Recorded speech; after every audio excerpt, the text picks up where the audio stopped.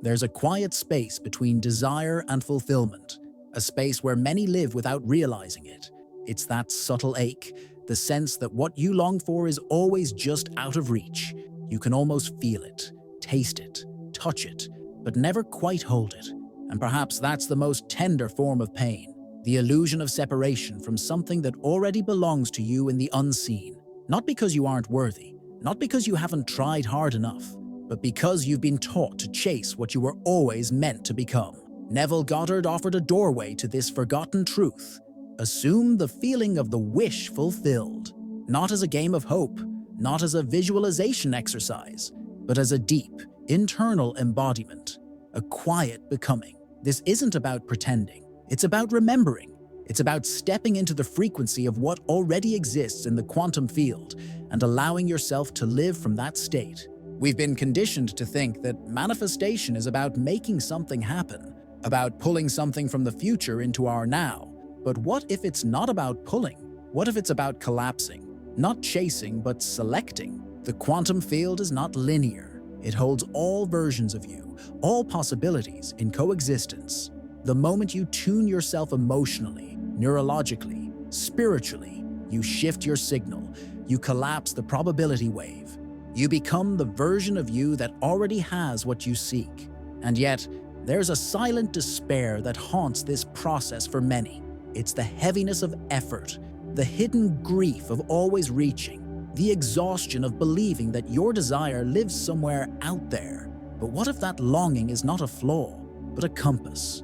Not a sign that you're lacking, but a reminder that the seed already lives inside you. Dr. Joe Dispenza teaches that your thoughts are electric and your emotions are magnetic, that your inner coherence, when thought and feeling match, creates the signal that the quantum responds to.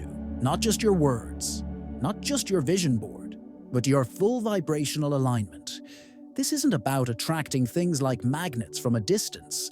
This is about tuning yourself like an instrument to the frequency of your chosen reality. It's about becoming coherent enough to carry the vibration, stable enough to hold it, and surrendered enough to allow it.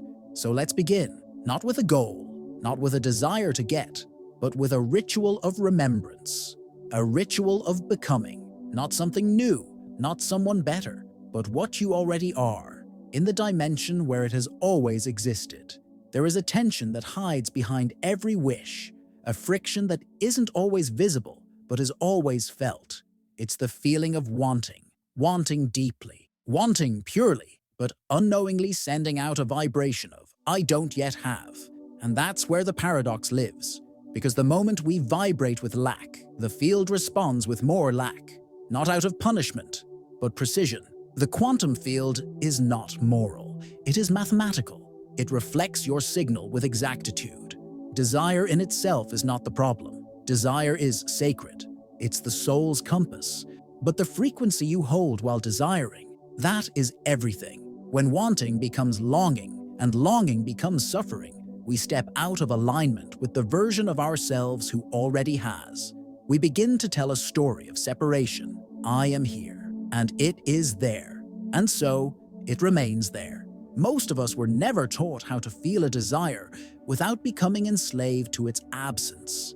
We cling, we strive, we plead, often without realizing it. The vibration behind our rituals, behind our affirmations, behind our prayers is often tinged with urgency. And urgency is not presence. Urgency is fear. Fear that it won't come. Fear that we're not enough. Fear that we've missed our moment, and that fear, even if buried under spiritual language or ritualistic effort, becomes the true signal. The subconscious doesn't respond to what you say, it responds to what you mean. And so, if your morning practice is infused with the energy of lack, your day unfolds in resonance with that lack. Not because you're broken, but because the field is listening. This is the silent misalignment. Wanting so much that you reinforce its absence. And so the work is not to suppress desire, but to hold it in a different frequency, to soften into trust, to gently shift from craving to communion, to stop asking, when will it come? And start whispering, it already is. Because in the quantum field, it already is. And in that knowing, something begins to change. There's a quiet power in the act of imagining, one that most dismiss as mere fantasy. But what Neville Goddard understood, and what science continues to affirm, is that imagination is not just escapism. It is rehearsal. It is ritual. It is the most sacred tool we have for bridging the seen and the unseen. When you imagine with feeling, not just picture, but feel, you begin to sculpt the neural architecture of your future self. In the quantum model, the future doesn't arrive. It emerges. It unfolds from the inside out. One belief, one thought, one emotion at a time. And so the act of imagining becomes a portal, not to hope, but to become. This is what Neville called assumption. This is what he meant when he spoke of living in the end. He wasn't inviting us to pretend. He was inviting us to remember, to bring the unseen into the nervous system, to allow the body to feel what the soul already knows. This is not visualization in the way we've been taught. Visualization often remains in the mind, detached from the body. It becomes a mental slideshow, colorful, inspiring, but not embodied. Emotional rehearsal is different. It is full sensory immersion. It is allowing your heart to beat in rhythm with a life not yet visible, but fully real. It is letting your breath, your tone, your posture shift. Not because something has changed, but because you have changed into it. Repeated imagery, when fused with coherent emotion, becomes a blueprint. The brain begins to organize itself around that version of you. Neural circuits fire, hormones adjust. The body begins to anticipate that future as if it's now. And in a very real way, it is. The brain does not distinguish between a memory and a vividly imagined experience. And so, with each repetition, you collapse more of that reality into form. This is the overlooked ritual, not an external ceremony, but an internal alignment, a daily meeting with your future self, not to ask, but to merge, not to convince the universe, but to prepare your nervous system. When you do this, not once, but with sacred consistency, you begin to live not from desire, but from identity, not from absence, but from truth. And in that alignment, the field responds, not as reward, but as resonance. There is a subtle trap that hides within even the most sincere spiritual practice. It wears the costume of hope, but moves with the energy of fear. It begins when we ask for signs, harmless at first, comforting even, a feather here, a number there, a song that plays at just the right moment. But slowly, without noticing, we start to depend on them. We start needing them. We start chasing them. And the chase, like all chases, feeds the hunger it cannot satisfy. This is the hidden enemy, not the signs themselves, but our addiction to the emotional high they bring. Dopamine surges. The brain lights up. It's working, we whisper. I'm on the right path. But what happens when the signs pause? What happens when silence returns? For many, it feels like abandonment. The spiritual high crashes. Doubt creeps in. Not because the path has changed, but because the reward system has. We don't talk enough about this, about the burnout that comes from constantly checking if the universe is responding, about the fear that sits beneath our rituals, about the subtle panic that says, if I don't see proof, it must not be happening. Right, but manifestation was never meant to be a performance. It was never meant to be a test of worthiness or a cosmic scoreboard. It is a state of being, quiet, still, self-sustaining. When we rely on signs as confirmation, we place our power outside of ourselves. We begin to outsource our knowing. We begin to interpret every coincidence through the lens of doubt or reassurance. And in doing so, we create a fragile spirituality, one that only feels safe when the universe shows up on time, in the right way, with just enough sparkle to keep us going. But the truth is quieter than that. The truth doesn't need signs to be real. The deepest transformations happen in the dark, in the stillness, when there's nothing to validate the shift except the feeling in your chest that something has already changed, that you are no longer chasing, that you are no longer performing, that you have stepped into the version of you who no longer waits for confirmation, because being it is confirmation enough. In that space, the signs return, but not as lifelines, as echoes, echoes of what you already know, echoes of a vibration you no longer doubt. There is a space we often overlook, a moment just before we act, before we decide, before we move toward what we desire. And in that space, something crucial is either aligned or fractured. It is the coherence of emotion, not just what you think you feel, but what you actually carry in your heart.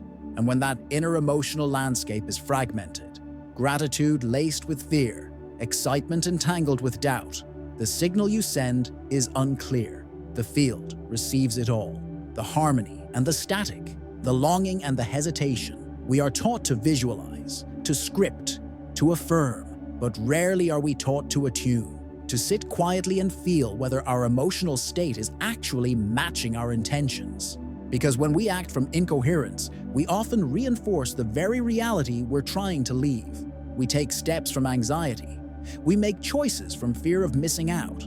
We pursue timelines that don't feel like home, but look good on paper. And then we wonder why things don't shift, why the same patterns repeat, why manifestation feels like climbing uphill with a blindfold. Dr. Joe Dispenza speaks of this alignment as heart-brain synchronization. When your thoughts, electrical in nature, and your feelings, magnetic in charge, become coherent, your entire system becomes a broadcasting station, not of noise, but of clarity. The quantum field does not respond to your wishes. It responds to your coherence, to the internal resonance that says, "This is not a request. This is a reality I've already entered."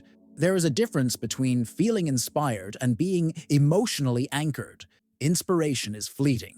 It can carry you for a moment, but emotional anchoring grounds your nervous system in a stable frequency. It allows you to return to yourself before moving outward.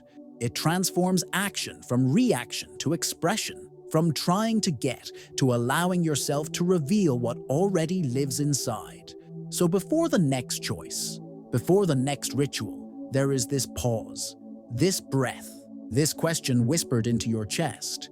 Is the emotion I carry today in harmony with the world I say I'm calling in? Because if it isn't, no amount of effort will override the signal. But if it is, if the signal is clean, true, and felt, then even the smallest action becomes powerful. Then the universe doesn't need to be convinced. It only needs to echo what you've already become. There's an ancient wisdom hidden in something so ordinary, we rarely notice its power. The mirror. It does not judge. It does not predict. It does not initiate. It reflects. Always. Without fail. And yet, so many of us stand before life as if it should smile first. As if the external world should shift before we feel worthy, joyful, free. But life, like the mirror, only reflects what you are being, not what you are hoping for, not what you are trying to attract, but what you have already embodied in the unseen. This is a truth that unnerves many because it requires radical responsibility. It means the outer world is not holding back. It is mirroring back. It is showing you, with exquisite accuracy, the frequency you dwell in most often, not just during meditation, not just when reciting affirmations, but in the quiet hours, in the background thoughts, in the emotional undercurrents that hum beneath your words. Thoughts alone are not enough. You can think of abundance while embodying fear. You can speak of love while carrying distrust. The mirror does not respond to your surface, it responds to your core. And your core is shaped not by your performance, but by your belief. What you truly, deeply, unshakably believe in the invisible is what reality reflects in the visible. This is why so many affirm and yet remain unchanged. Because behind the words lives a silent contradiction, a doubt, a wound, a feeling that whispers, "This isn't really true." And the field listens to that whisper more than it listens to your voice. But this is not to shame. This is to awaken, to remind you that what you confirm in stillness shapes what you see in motion. You do not need to convince life to respond. You only need to become the vibration that life cannot help but echo. And that becoming begins not with trying harder, but with seeing clearer, seeing where you have asked the mirror to change before you do, seeing where you have waited for the smile instead of being the one who smiles first. Because once you become the conviction, quiet, embodied, consistent, the mirror has no choice. It will reflect, not because it is obedient, but because it is law. So often we approach life as if it's a chessboard. We strategize, we plan, we try to move pieces, manipulate outcomes, position ourselves just right. And beneath all of it lies a subtle belief that if we do the right things in the right order, the future will reward us.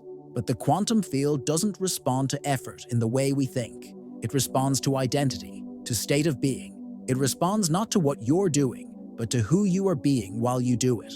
This is the mistake most make, not out of ignorance, but out of habit. We try to change our circumstances without changing our state. We think we can control the script of life without ever stepping into a new role. But the quantum realm is not cause and effect. It is cause as effect. It does not deliver the future based on what you hope for. It reflects the version of you that already lives there. Neville Goddard said it simply, yet profoundly. You must enter the state before it can express itself. That is not metaphor. That is metaphysics. The future is not ahead of you. It is within you, waiting to be chosen by the quality of your inner world. Every state of being is a timeline, and every timeline is a reflection of what you've become vibrationally, emotionally, spiritually. Trying to manifest from your current identity is like trying to download a song that doesn't match the frequency of your device. No matter how much you want it, the system cannot play it. Not because you're broken, but because you're tuned to a different reality. So the work is not to force reality into a new shape. It's to step into the shape that already holds the reality you seek. And this is not about perfection. It's about resonance.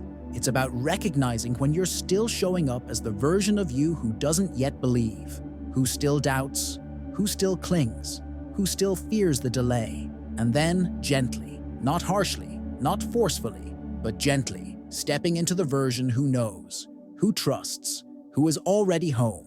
Because once you change your state, truly, deeply, consistently, reality must follow, not as reward, but as reflection. Not because you did everything right, but because you became the one who no longer needs to ask. There was once a woman who had done everything right. She meditated each morning with sincerity. She visualized her dreams with vivid detail. She journaled, affirmed, aligned her thoughts with precision. And still, the thing she longed for, the life, the relationship, the opportunity, remained just beyond her reach. It was as if the universe was silent, or worse, indifferent. And in that silence, something in her heart began to ache, not just from waiting, but from wondering if she was doing something wrong. One evening, exhausted from the effort, she stopped, not in defeat, but in surrender. She stopped reaching, stopped trying to speed up the process. She let go of the timeline, not because she no longer cared, but because she realized time was never the problem. The urgency, the countdown, the pressure, none of it belonged to the quantum field. It belonged to her mind's desire for control. In the stillness that followed, something inside her shifted. She no longer lived in a state of when. She began to live as if it had already arrived. Not pretending, not performing, but embodying. Her energy softened. Her breath slowed. Her nervous system, once tangled in anticipation, began to rest. And from that rest, life began to move. It didn't come with fireworks or dramatic signs. It came gently. A conversation here, a door opening there, a moment of clarity that hadn't been there before. The thing she had longed for arrived, not because she forced it, but because she finally matched it. Not in effort, in frequency, in becoming. This story isn't about reward. It's about rhythm. The rhythm of manifestation is not linear. It's not a staircase you climb. It's a vibration you harmonize with. And when you release the tension of time, you collapse the illusion of distance. You step into simultaneity, the quantum truth that all versions of you already exist. And the one who has what you desire isn't in the future. She's here, now, waiting for you to align. Letting go of the timeline doesn't mean giving up on the dream. It means stepping out of the illusion that you are separate from it. Because once you do, it doesn't just find you, it recognizes you. It returns home. In the vast intelligence of your body, there are cells that once held the blueprint of something divine. Not a goal, not a fantasy, but a knowing, a biological memory of wholeness, a signature of alignment. And what science now confirms through the voice of Bruce Lipton, is what mystics have always whispered. Your cells do not act in isolation. They respond to the environment you create, not just externally, but internally. Your thoughts, your emotions, your belief. These are not abstract concepts. They are instructions to your biology. Epigenetics teaches us that your DNA is not destiny, it is potential. It listens to vibration, it listens to coherence, it listens to the story you tell yourself about who you are. And when that story changes, from one of striving to one of remembering, your entire biology shifts. Not gradually, not eventually, but immediately, because the signal has changed. And when the signal changes, the expression changes. The cell begins to remember. The field begins to reflect. Life begins to echo a new song. This is the essence of manifestation, not the art of external conquest, but the act of inner permission. It is not about getting what you want. It is about allowing what already lives in you to come forward. It is about becoming the clearest, calmest, truest version of yourself, so the world around you has no choice but to align. Neville Goddard said, "You are the operant power, not to control life like a machine, but to embody life like a melody." You don't need to perform your spirituality. You don't need to prove your worth. You don't need to chase the timeline. All you need is to become the ritual, the living, breathing, feeling expression of a reality that already exists in the unseen. And so, the question that remains is not, when will it come? But rather, how fully can I become the version of myself who no longer waits? Because when you do, when your state changes, your world changes. And the future you've been longing for doesn't arrive from outside. It rises from within, as if it had been waiting for you all along.